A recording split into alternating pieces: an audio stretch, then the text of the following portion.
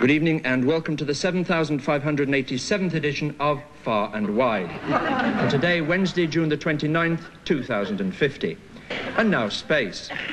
The runaway space station, Britannia 7, today completed its first week in orbit, but there's renewed hope for the trapped occupants. Garfield Hawke, the director of the Pontefract International Space Complex, otherwise known as PISC, has now returned to Earth following a valiant but unsuccessful attempt with his shuttle. He is at this moment finalising a hitherto untried recovery technique which could bring the marooned passengers back to Earth in a matter of hours. Meanwhile, aboard the craft, the reluctant crew are trying to lead as normal a life as possible under these unusual circumstances. The newly perfected... Isn't that nice? We're still in the news, Mrs. Noah. Oh, I can't be bothered with that. I'm having trouble with my 21st century crystal-controlled atomic non-stick pan. What's the matter with it? It's so heavy. I can't toss me pancakes. You make the batter too thick. I do no such thing. Look at those Yorkshires you did yesterday. I put mine down the rubbish chute and they did 25 orbits. Well, things would still be going round if the Russians hadn't brought it down with the death ray. The nuclear missile made no effect at all, did it? Hey! It's a good job you didn't make your fruitcake. We'd have started World War III. That's it. I'm not cooking for you anymore. You know, you really must stop teasing Mrs. Noah. She's very sensitive. Get on with you. She loves it. Only yesterday she said I was like a son to her. You are like a son to me. You're a pain in the neck. Mrs. Noah, as a matter of fact, that pan has its own built-in tosser. You just press that little switch on the handle. Oh, I haven't done that.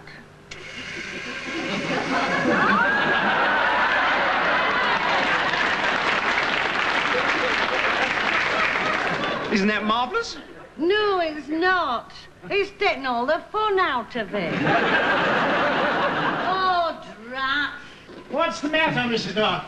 There isn't any jam. Oh, yeah. It's quite simple. It comes out of this nozzle here. All you do is press the switches and select the type. Which do you fancy? Raspberry.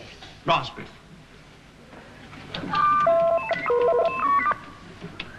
Now we press.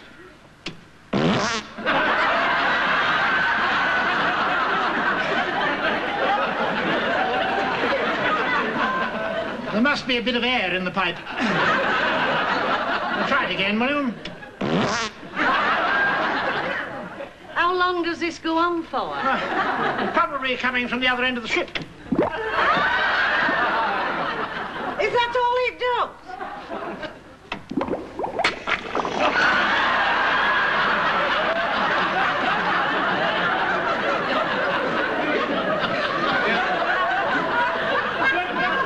I think you're standing in the wrong place, love. Bring your pan over here.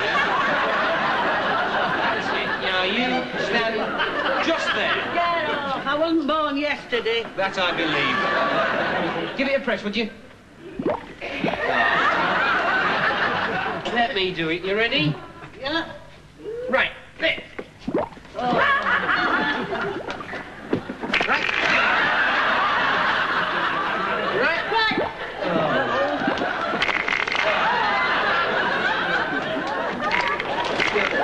Ow! Get it off!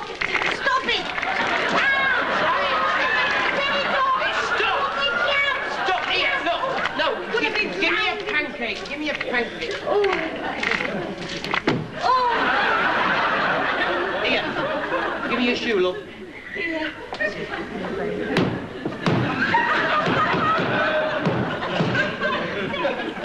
you are. You would find a use for something, yeah. Now, basically, the nub of my scheme is to fire my rocket's ultradrive by using a laser beam. This will give me enough power to activate a microburst on my thrusters, decelerating my ship to bring it into the Earth's atmosphere. Are you with me so far? All the way, Commander. Now, follow me. Now, you've probably guessed that the main difficulty will be getting the beam onto the target, which is literally shielded. Now, there's only one way to my ultradrive. Does anyone know what that way is? Up your exhaust pipe. Precisely. Well done. You got it first time. She could if anyone could.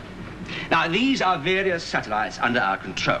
Now, my plan is to bounce the beam off here, down here, up here, here, down here and up the pipe. Breathtaking. How do you think of these things? Well, it came to me while I was playing snooker.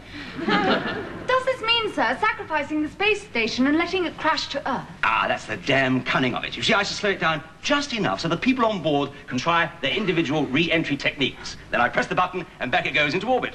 But do the people on board know the details? Well, in a general sort of way, yes. Are they conversant with the re-entry techniques? Carstairs will conduct a training program. Meanwhile, they're all living as normal a life as possible. Do you think I'd eat 3 woods? No, but I'd take a number 3 iron if I were you.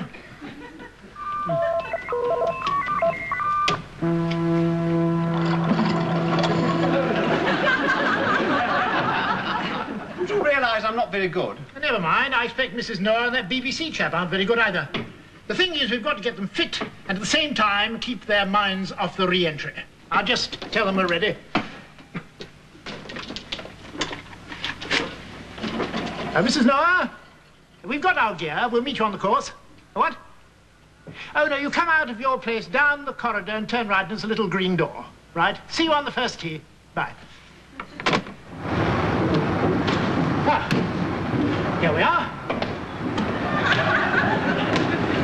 I say, there's just a ghastly thought that they may never have played before, in which case you and I had better split up.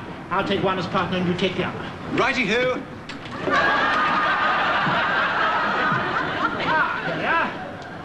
I must say, Mrs. Noah, you look very, doesn't she, Fanshawe? Yes, she does. Very. You're getting me at it, aren't you? Here am I, all dressed up, ready to play golf, knowing full well I'm 250 miles above the Earth. Oh, see you on the first tee, you said. And where are we? The boiler room. Now, look, we're trying to create a life here, as similar to that on Earth as is humanly possible. And to make it work, we need your cooperation and a firm belief that this fantasy is real. Right. Turn on the golf course, Fanshawe.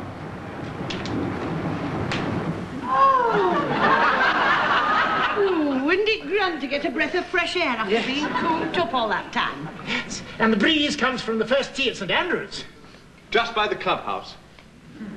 What's that smell of curry, then? That's from the kitchen. Yes, times have changed rather a lot. Fanshawe, you've forgotten to switch on the birds. Oh, I'm sorry.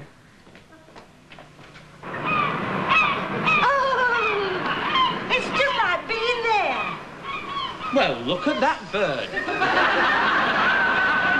It's impossible to tell it from the real thing.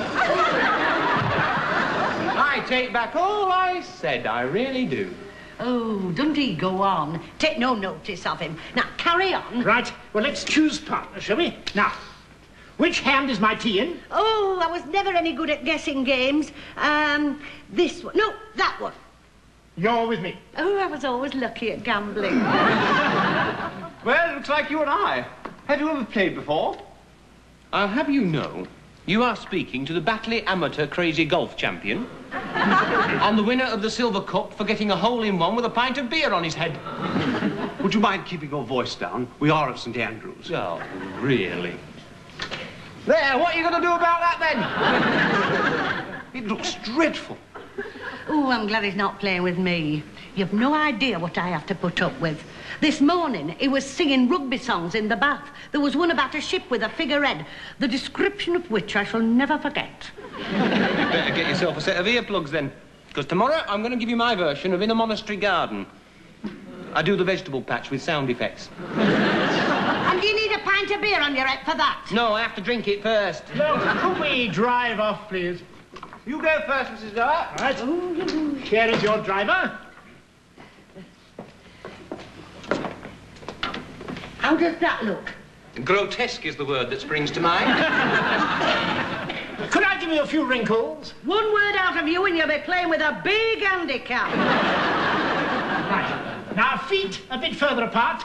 Toes to the front. Wrists